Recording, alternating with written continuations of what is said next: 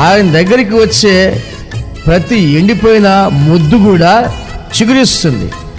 అందుకనే దావీదు మొద్దు నుంచి చిగురు వస్తుంది అని వాక్య భాగంలో రాయబడింది. ఎండిపోయిన మొద్దు కూడా చిగురిస్తుంది. దేవుని మాటలు అలాంటివి, దేవుని యొక్క సహవాసం అలాంటిది. ఆయన వాక్యాలని ధ్యానం చేసిన వారిలో ప్రతి ఒక్కరు కూడా ఫలిస్తూనే ఉన్నారు. నువ్వు దేవుని వాక్యాన్ని ధ్యానం చేయడం చాలా మంచిది, ఎందుకంటే అది జీవజలంలో ఊట.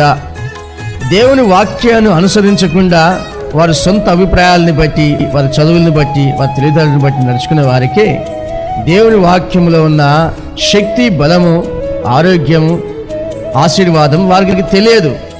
ఎందుకేం తెలుసు అటుకుల రుచి అని మా పాస్టర్ గారు అంటూ ఉండేవాడు. రుచి ఎదిగిన వారు ఈ వంటకాన్ని, ఈ ఆహారాన్ని ఎప్పటికీ ఎవరు వదిలిపెట్టరు. ఈ ఆహారం తిన్నవారు ఎప్పటికీ కూడా బలంగా, బలిష్ఠులుగా ఉంటారు.